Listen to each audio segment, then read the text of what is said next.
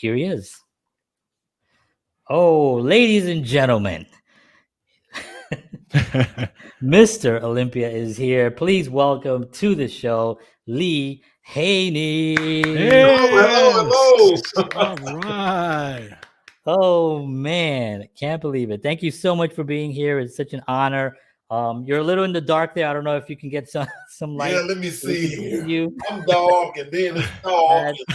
It's a lot of darkness going on here. Let me see if I can work on this.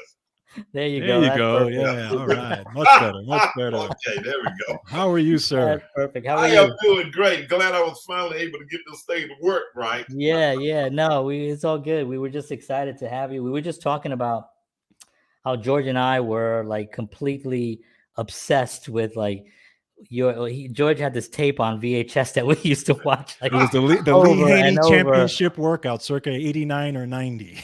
Yeah. Oh yeah, man, those were the days. Yeah. And what we loved the most, and we were just talking about that as well, was not only that you were talking about fitness and the actual regiments and all that, but you were also really motivating about what it actually meant to be disciplined, and that really, we took that really to heart. And to this day, George is a nutrition specialist. And I try to stay fit. I work out, but you really inspired us for that. So personally, I just want to thank you from both of us for that. Absolutely. Well, thank you for having me on. It's a real pleasure. I really feel honored to be able to share my experiences, my knowledge, my wisdom, particularly in trying to pass it on to the next generation. That's right. And trying to help those of us who are right in the midst of the game right now on ways to help manage our age, Right. My son teased me about being the incredible shrinking man now. Oh, no. Which that's a terrible insult. I said, well, it's better to have been to never have been, Absolutely. Right. That's the thing about kids, they're great, but then they grow up and start saying things. I got two of them myself. George has a daughter as well. Yeah. So we're going to ask a couple of questions. I'm going to let George start off, and yeah, absolutely. Again, thank you so much for being here. So I want to talk about first, actually, I want to go back because I want to know what your mindset was when you first started. I mean, you won the Teenage Mr. America at the age of 19. So tell us, first of all, how that journey started for you and the mindset that you had at that time. Well, I tell you what, man, I fell in love with bodybuilding and weightlifting as a youngster. I think every kid grew up wanted to be a Superman or Hercules. Right. And that's what I had in mind. Matter of fact, my arms were so skinny that I was embarrassed to wear a short sleeve shirt. And then I was being picked at by my cousins and that sort of deal. So I just said, well, look, wait till I get some muscle. I'll change all of this stuff, Right. So it sort of started like that for me. I asked my parents for a set of weights, when I was 10 years old as a Christmas gift, and they got them for me. And inside of that plastic weight set was this book written by Charles Atlas. Everybody knew of Charles Atlas back then. So that was my training manual, my Bible, so to speak, of how to train the various body parts. And then I would read everything I could get my hands on as it relates to nutrition. And, growing up in the country, nutrition was pinto beans and black eyed peas, your breast and a tuna fish sandwich, There was no such thing as protein. Yeah, I know. But George and I are Puerto Rican, so you know what we eat. Right, exactly. Man, a lot of beans and rice. Yeah, man. So you mentioned Bible, and you wrote you have what I consider to be actually the Bible now today. Can you talk a little bit about this? I know you just did a new you kind of did revised it with some new stuff recently.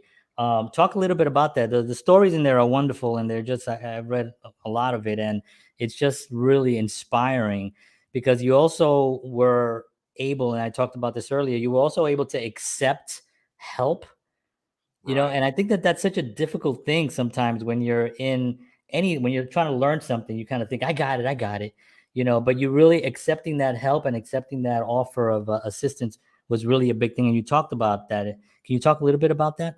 Yeah, that's real important, you know, to realize that you need help in a particular area, but then being willing to accept the help. I was talking to one of my friends that you saw inside of the book, a guy named Superman, right? Yeah. We talk on a regular basis. We try to kill each other during our training together as partners. Oh, no. And I was mentioning to him the fact that when I met Arnold after competing in my first Olympia, which I placed third, Arnold said to me, it was in Germany at that time, he said, Lee, you look great physique. He said, however, you're stepping on the stage with champions. These guys are seasoned as it relates to posing and being able to present their physique.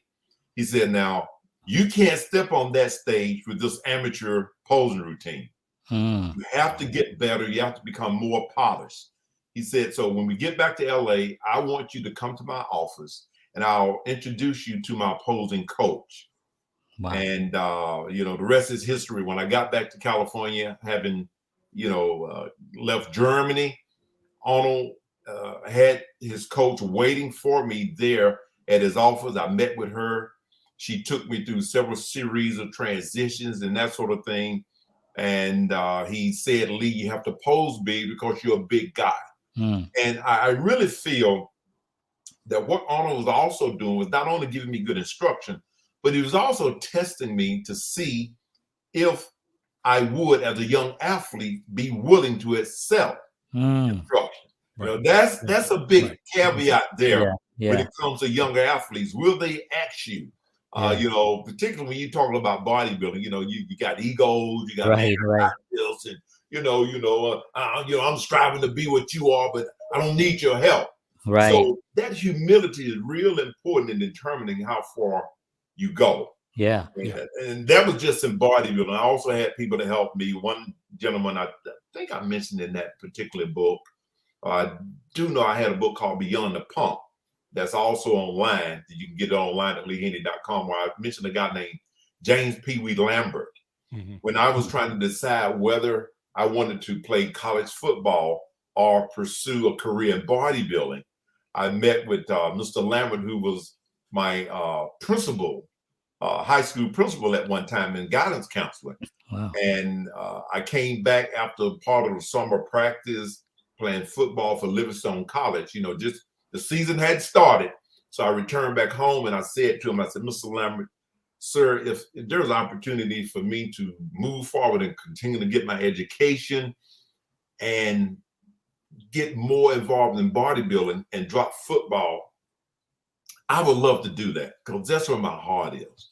And he said to me, Lee, if it's the last thing we do, we're going to make sure we get you some money to go to college so you then can pursue your dream in bodybuilding. And lo and behold, he made some phone calls, set up some connections, and I was able to receive what is called a basic opportunity grant. And I'm still indebted to him today. I was then able to walk away from football because I had a full scholarship to do that.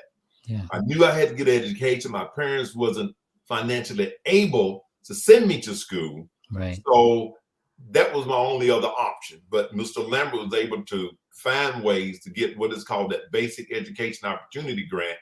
And I was able to forego football and get more into the bodybuilding. And man, here I am today. Yeah, the rest is history. Wow. Somebody loved me, cared about me, and said, okay, here you go. We're going to make this happen.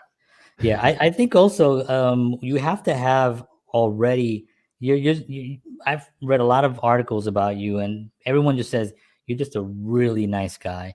I think when you have that already, do you feel you're pulling in things from that people want to help you, because that's kind of like what you want to do. You know, it's that whole thing about nice guys finish last. That's not true at all. That's a fake thing, you know? And I mean, you're proof of that, you know? What do you think about that? I think that's true 100%. I mean, it's like that in anything, you know, as we as men and we as fathers, we always teach our kids that, you know, right. When you're an honorable person, you work hard, people are going to be drawn to that. They're going to see that energy and they're going to say, hey, what do you need? Right. I want to help you. And I found that to be true all of my life. You know, I still got, I wish my wife would do a little bit more. I'll edit that part out. Don't worry. We won't get you in trouble. Yeah, y'all better be a little quiet. He's back there on the elliptical now. Did you have a good support system at that time? Was your family supportive of what you were doing? You know something, man, I'll tell you what, my dad, I recall seeing him. I mean, he was a long distance trucker, right? And my mom was a domestic worker. You know, she cleaned houses for people. And my dad, man, having been gone all week, long distance trucking, he would still take me to bodybuilding shows. I never will forget. Really? I was in Durham, North Carolina, competing. And back in that day, there was only four guys turn pro each year. Only four. Huh. But by now, it's so many pros out there now. I can't even name all of them. Yeah, right. But I recall as I was entering the amateur show, my dad had drove probably 6-7 hours to Durham, North Carolina from Spartanburg, South Carolina to take me to the show. And during that time, you had bodybuilding and powerlifting mixed together with the AAU. Mm-hmm. But bodybuilding could only go on and showcase after the AAU strongman or powerlifting events was over. Oh. So sometime you would walk out on the stage to do your performance at 12 o'clock at night. I mean, you're burnt. And I never will forget looking back and seeing my dad in the stand. I mean, he was just so tired. He was nodding and trying to stay awake. Wow. And man, but that meant so much to me. I look back on it now, and you know, he did what he had to do with it for his son. And my mom was there supporting me all the way. It was just an incredible thing. And I was able to play it forward. I helped my dad get him his own tractor trailer truck, you know. Nice. And so all of those things, I was able to say thank you to my parents for being there for me. Wow. That's so amazing. And now you're actually training others, and you're in their lives. Is it harder to train people for like lifting or for nutrition? Because it seems like nutrition, it seems like to be really a kind of a difficult thing with, like, you know, Entenmann's cakes and stuff like that. that's what my that nutrition is a tough nut to crack. Yeah. You know, and I'm always preaching nutrition. You know, you are what you eat. Right. You know, and how much you eat and when you eat it. All of those things are connected together. You know, nutrition is pretty much about, I'd say 70% of reaching your goals. Right. You know, putting together a training system is real easy. You know, and having a person to follow it is easy. But that nutritional part, you know, when those hunger demons sneak into the house at 11 o'clock at night, and they start to sit on your shoulder and talk you into things that you really should be talked into. Only one cookie, just one cookie. Yeah. Have to go away. Like, just one, right? Just one cookie. Just one, it won't hurt, you know. My wife is my little demon that sits on my shoulder. Oh, a little ice cream not gonna hurt you. Oh, have a little bit. All right. How did I get it be Mr. Oh no, that's so funny. No. So Ronnie Coleman, who's a buddy of yours, actually, he said of Lee Haney, he said he is the greatest bodybuilder of all time by far. And this is a gentleman who actually shares the record with you. Right. Okay. So, you know, one of the things that I think that you probably did, in my opinion, better than anyone, was that when you did your trainings, you know, even at that time, even watching those tapes, it wasn't just about the physique.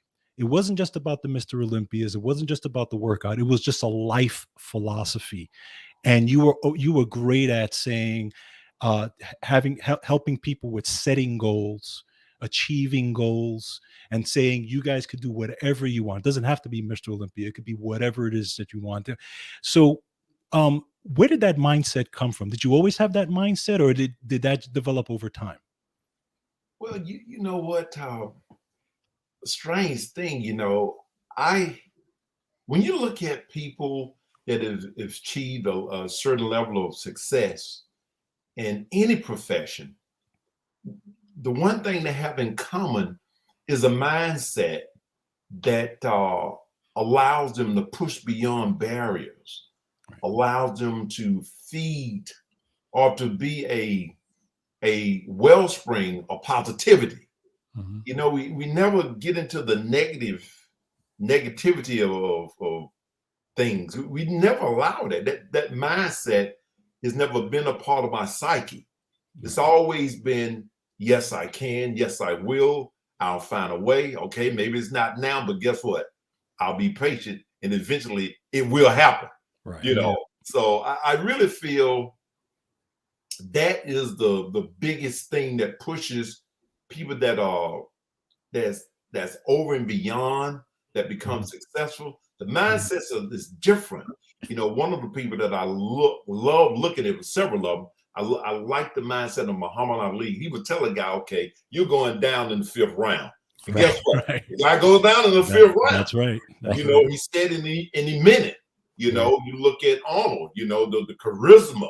When he hit the stage, he's like, he had this presence. Yeah. And this presence is something you're born with. You know, Bill Clinton, when I served as the chairman to the president on council on fitness, he walked into the room and you just felt this energy that was so unique. It's just certain people got this thing. Yeah. And a doubtful mind, of a doubtful psyche is not a part of their makeup.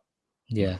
Yeah. You never see a guy with, you know, getting his Mr. Olympia award going, gee, I didn't think I could do it, but I'm glad I did. You know, I mean, it's not, yeah, you know, you rarely see that. I said it, as you saw, Jordan, in the video, one of the things I say, there's nothing wrong with having a healthy ego.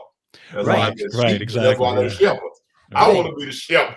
Of course, yeah. Now, do you find it, because you have a lot of support system, which is always good, but at the end of the day, it's really you against yourself and gravity, right? You know, it's like, that part of it is that mindset that you're talking about, right? Because if you don't have that, it doesn't matter who's out there supporting you, you just can't get there. You can't get there. You know, one of the things that I warn athletes about, because I always get a lot of athletes when I go to some of the events to say, well, Mr. Haney, what do you think about my potential? You know, do you think, you know, what do you think? I said, listen, never ask anybody what they think about you. You have to think about yourself. How do you feel about your own potential personally? You have to feel that. I said, if I'm a knucklehead, I can say to you, you know what? You don't stand a chance. You're not going to be anything. Forget about it. Right. And guess what? And if you're weak in the head, you will take that to heart. Right. And it could be the very thing that just put your fire out. I recall as a youngster working at a grocery store. I was 19 years old, preparing for the Teenage America show. And, you know, I was bagging groceries, and this one gentleman I would see frequently on the weekends taking his groceries out. I told him, I'm getting ready for the Mr. Teenage America. Man, it's going to be in Detroit, Michigan. I'm going to go up there. I'm going to win that thing. And he said to me, he said, well, you know, you got to remember, you're from a little town called Spartanburg, South Carolina. And then you got these other young men from California and New York, from these big cities.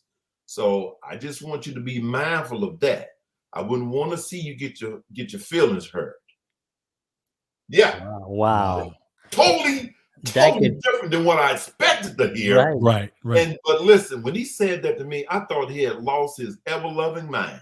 Good.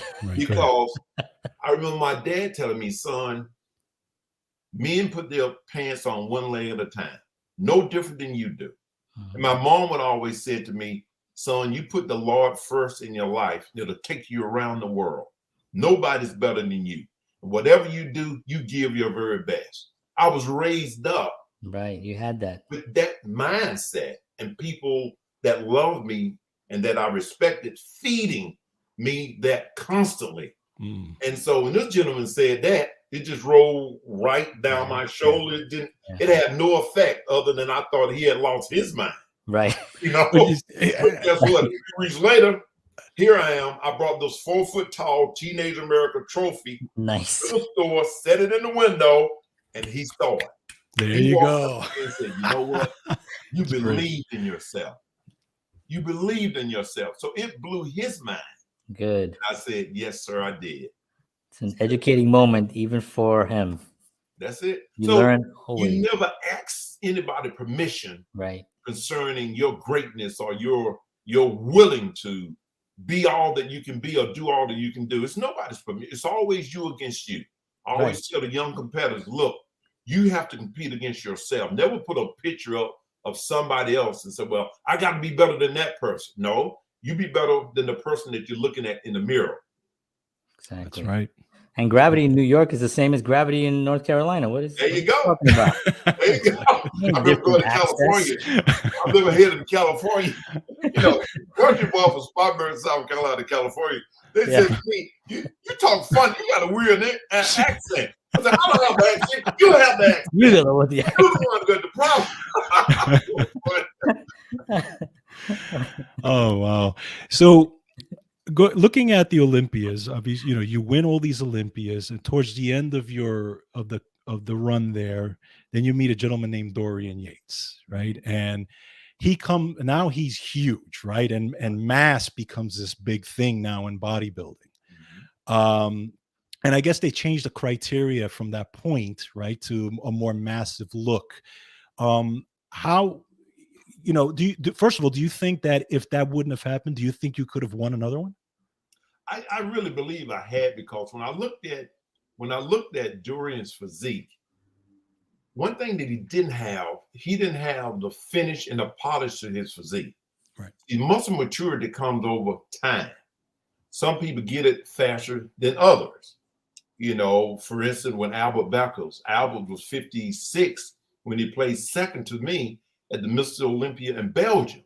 Wow. And here I am, 25 years old, and his skin was so thin, you could see every fiber, every feather of muscle moving. I never reached that level of maturity because I had retired by the time I was 31. Mm-hmm. And Albert was on stage with me when I was 25 and he was 56. So that comes over time. Dorian had not developed that. Right. You know, people say, well, Lee, you know, did you stop because of Dorian? Of course I didn't. No, Dorian was the least of threat to me.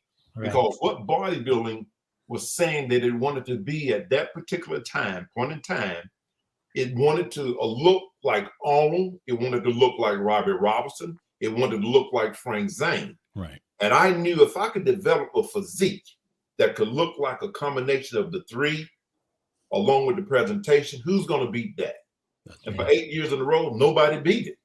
You know, and so with the last competition with Dorian, that was my last set and my best set. I really felt I peaked better at that last show than I did in the previous Mr. Olympias. And that was it. So Dorian, the one thing that they wanted to see, or I think that sort of took him to the next level, is that he was a big, massive guy. Right. But he wasn't big and massive with the taper and the shape and the symmetry and the balance. So that's what bodybuilding started to sort of lose the luster at that time. So it became more and more about mass than it did about the completeness of the physique. Yeah. Dorian, I think that year, 1991, he came back the next year 20 pounds heavier, or maybe 15 to 20 pounds heavier. But from 1984 to 1991, I had only gained a total of 11 pounds. Oh, wow. A total of 11 pounds to 1984 to 1991, because I wanted to make sure that every ounce of what I added to my physique kept my waist small, and it was all in the right place with muscle maturity and good separation. That's what was demanded during Arnold and Frank Zane and Robbie Robertson's day. Yeah. That's what they said they wanted me to look like. That's what I looked like. Dorian was a whole nother deal. And as a result of that, bodybuilding just sort of went all over the place. Mm-hmm. Yeah. But it's trying to make its way back. They recently started another category called the classic physique. Well, that's where bodybuilding was during That's my what era. It that's was the flat. original. Yeah. It should be called the original physique. The original. Yeah, exactly. Well, this is what we're talking about here. I mean, that's like, Amazing. and I got some Look at that. just Incredible. amazing, just like wow. We had all the magazines, we had the poster in our little gym in the basement. Yeah, yes, we did. Yes, we did. That's what, So you talk about the differences, what's happening now. Do you see any danger to some of these guys that, I mean, I mean, I've seen some pictures of guys that it doesn't look like, it looks big. It looks like they're going to be in a Marvel movie without any prosthetics or any CGI. I think you're muted there, Dor. Lee. Okay. There you go. Right now? There you go. Okay. So what I see that's happening and sort of off balance is the fact that bodybuilding is not looking into the fitness aspect of it as it did in the past. Mm-hmm. When I trained Evander Holyfield, guess what? I was sprinting with him. Right. Arnold ran, Franco ran, all of us, and the whole concept of muscle and fitness and Muscle Builder and Flex Magazine under the tutelage of Joe Weider was about fitness of the whole person. Right. Yeah. So now you're talking, and again, we're talking bodybuilding at the level of which it is now. It's all about getting big, which is not a good thing. As we know, Chihuahuas always live longer than Rottweilers. That's true. Yeah. That's a fact. That's true. True, and so when you're talking about that type of internal stress on the heart, the kidney, the liver, the organs, it's a combination of something bad that would happen eventually. Yeah. Look at recently, we had the passing of Dave Draper, where Dave Draper was 79. Mm-hmm. Then you had the passing of Chris Dixon. Chris was 83. Albert Beckers now is 90. Frank Zane is 77, 78. So it was more of a lifestyle, not just looking good, but it was a lifestyle of health and fitness. So those are the kind of things and I do my very best to teach and push upon this next generation of bodybuilders. But the one thing in the social media world now, you can get a knucklehead with a mic, and all of a sudden, you're putting the stuff out with these youngsters, which is bad, which is the reason why I did a new editing of my book, TotaLee Awesome, to give them real quality information on training, nutrition, and my number one phase has always been train to stimulate, not annihilate. That's right. Because at the end of the day, you want your health. That's the most important thing. Yeah. That we were just gonna. I think George wanted to quote that. Well, actually, that was one of the things John and I were talking about that before, about that phrase, and that phrase always stuck with me as well. Yeah. Even when John and I were working out, and I think it's similar to what you said. I think nowadays it's sometimes it gets lost with the younger guys because they're so focused on mass, and you want to train smart, but it's very easy to get injured when you're trying to overdo it, trying to bulk up so much, right? So are there, what kind of principles do you teach when it comes to somebody training safely? Well, number one, it's got to be proper form and technique. And the fact that it doesn't take a lot to stimulate muscle growth. It doesn't. It's pretty easy to do. Right. Let's say, for instance, when I trained Evander Holyfield, we took Evander from 192 to 215 pounds in a span of 6 to 7 weeks. He didn't get slower. He got bigger. He got stronger. Right. We used what was called ballistic training and plyos, which stimulate fast, quick fiber development, which is muscle size, right, but at the same time, speed with the muscle size being added together. But the most important deal was, guess what? We made sure he was eating constantly and getting naps. So his body would promote more and more natural growth hormone. That is the sticker there. Yeah. Rest, food, and the right type of training. You don't have to lift 8 million pounds in order to get a response of muscle growth. When using ballistic training, if you know exactly how to do that, you can get that without tearing your joints apart. Right. You know, that's what I achieve. And that's one of the things that I teach in my certification organization, to teach them how to stimulate fast twitch fiber, which is muscle size, without injuring their joints. And here I am at the age of 62. I have no joint problems whatsoever. Yeah. Amazing. God bless. Yeah. And do you think also, because social media, when I went on Instagram, I typed in Lee Haney, and there were like a gazillion really big, you know, social media kind of makes you almost like a celebrity in your own mind in a way. And these guys really play to the social media as opposed to for themselves. You know, they're working out for this, whatever this thing that they enjoy doing. You know, are you missed the social media part? I mean, you're on it now, but is it something that you think would have it hurt the industry? I think well, as far as marketing, it has helped a lot. It has given me a second win, right? You know, because now I have young athletes coming up at my booth at the Mr. Olympia competition and so forth. Hey, Mr. Haney, I love that physique, that classic look. You know, wow, man, how can I get that? You know, which is a fantastic thing.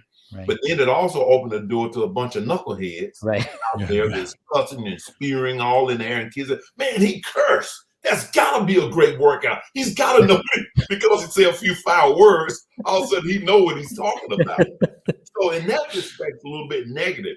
Right. Because when I came up, you had Iron Man magazine, you had Muscle Training Illustrated, you had Muscle Development, you had Muscle and Fitness, and you had Strength and Health magazines. And all of these publications emphasized the importance of education, proper training, that's right, technique, basic supplementation. So that's really how we got educated during that era.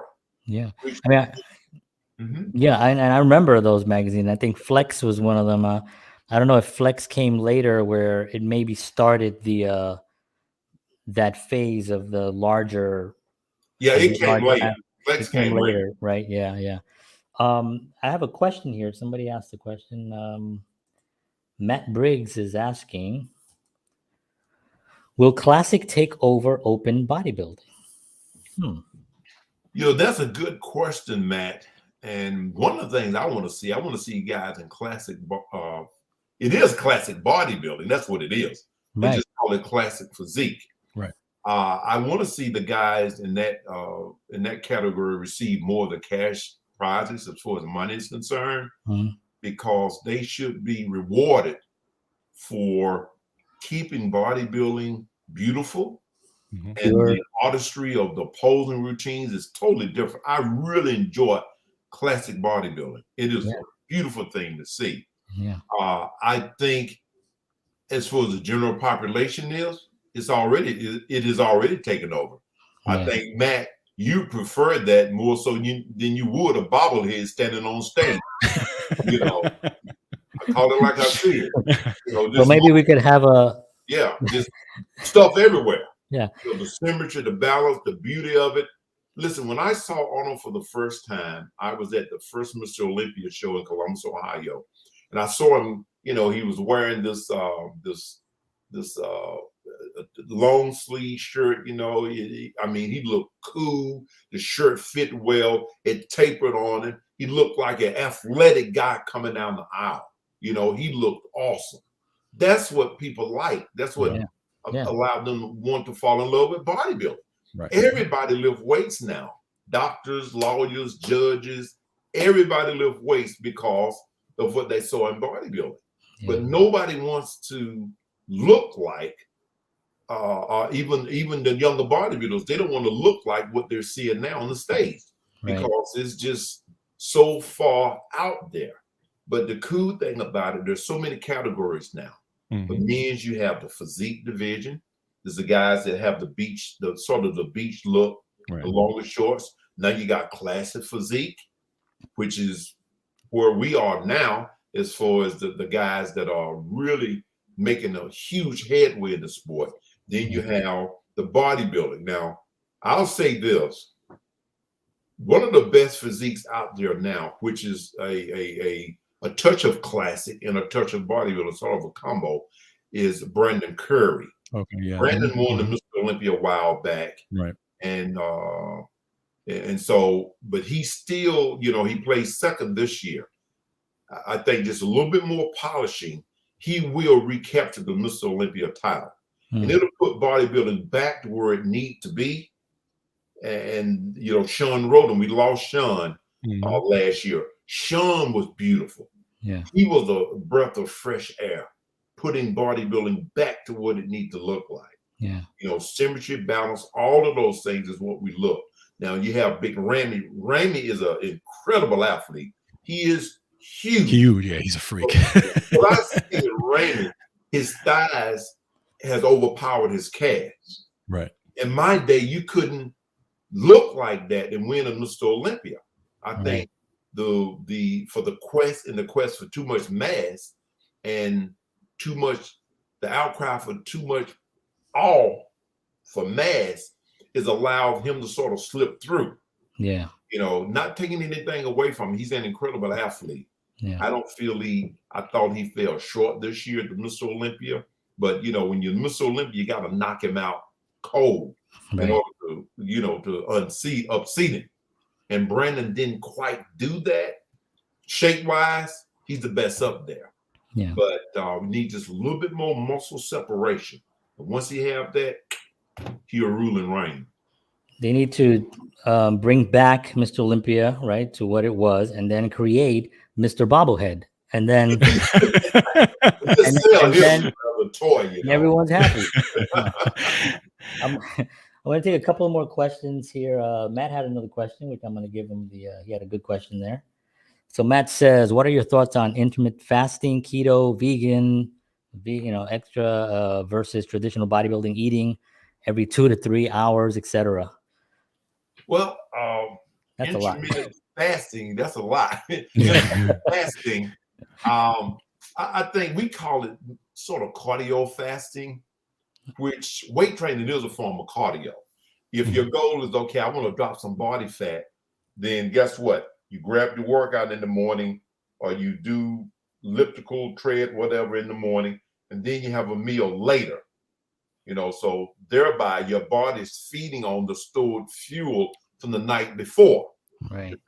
So that way, you're able to drop body fat a lot better in doing that. I'm not saying starving yourself, but let's get the workout in.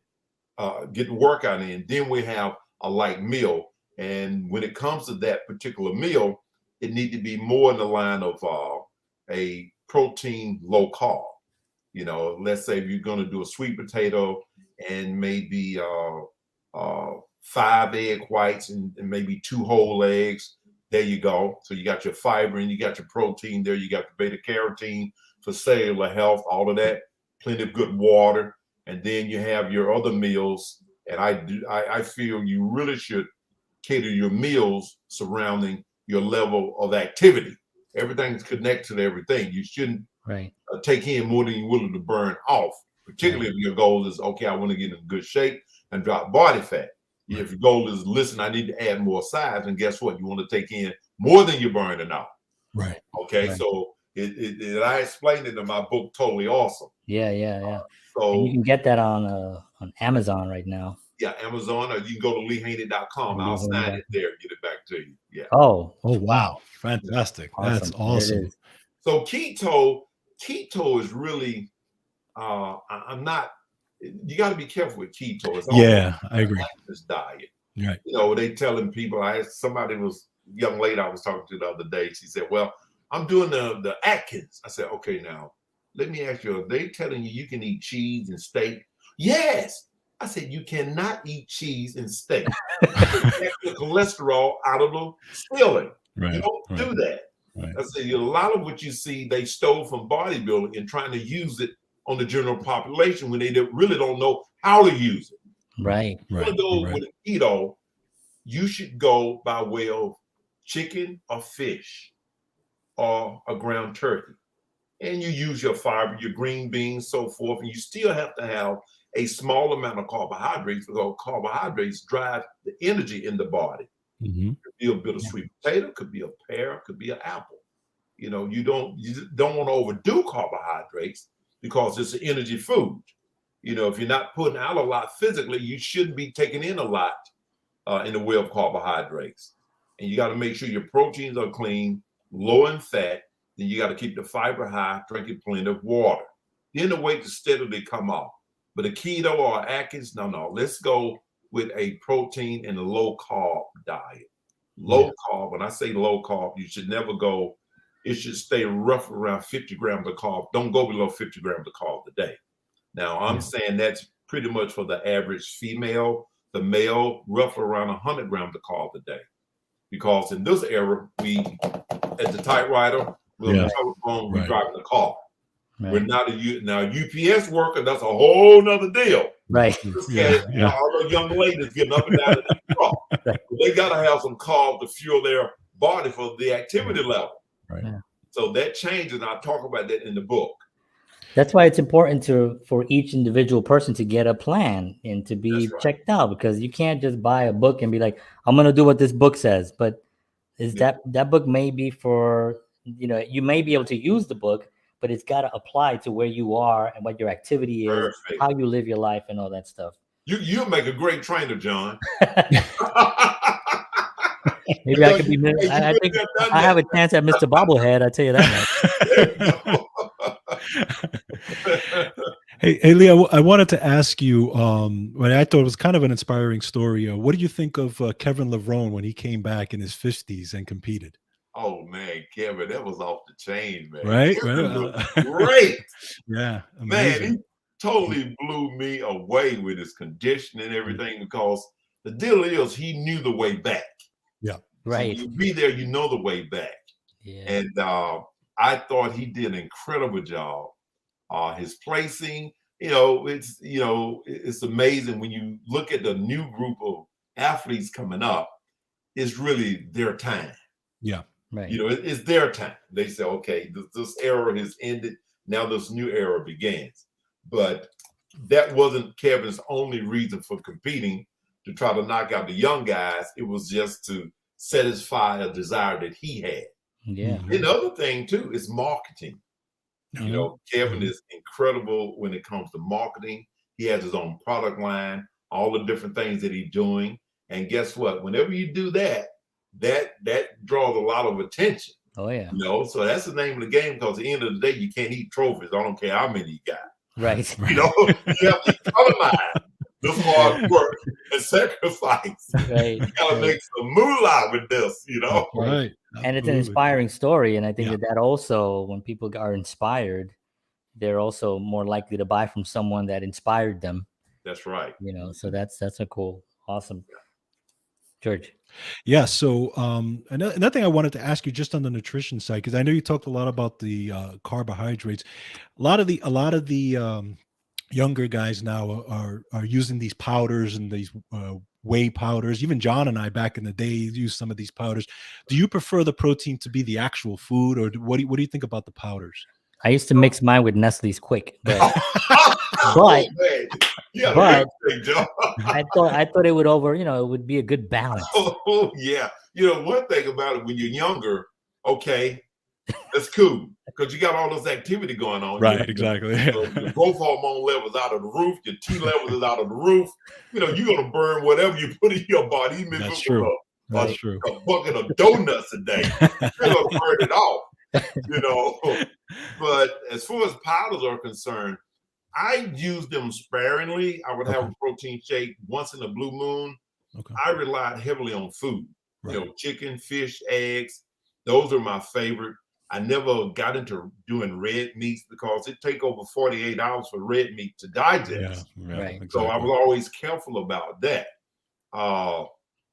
Free-form amino acids, I used that in my training. You know, the things like the arginine, ornithine, lysine, I use that to help jumpstart and boost the body's ability to produce more natural growth hormone. So I would do that. But for the most part, it was always solids. And I would use a protein supplement as just something extra. Okay. You know, if I'm going to be doing 250 grams of protein a day, that shake would be, it wouldn't even be considered as part of that makeup. It's something extra. Okay. Okay. Okay. Makes sense. So we're approaching an hour. I can't believe it. Hour, baby. That's it. Right. That's it. We want to thank you so much for being on. Before we let you go, George and I kind of started this because we wanted to, a couple of things. I don't know if you remember, but we actually competed against you a very, very long time ago. You probably don't even remember this. Oh, man. Y'all the cat just tried to throw a banana peel on the stage when I was walking out there. You know, we decided to walk away because after seeing you, we just, you know. There was no competition. We said, we're done. I destroyed the lives of a lot of people, you know. But George and I started this show because we wanted to entertain, we wanted to inspire, especially during the lockdowns the last couple of years. It's been really tough. And we want to inspire people that there's always hope. There's always something that you can do to stay positive. And you're definitely in that, you know, in that category for us. What advice do you have to our audience, you know, during this time and during, you know, trying to get through all this craziness?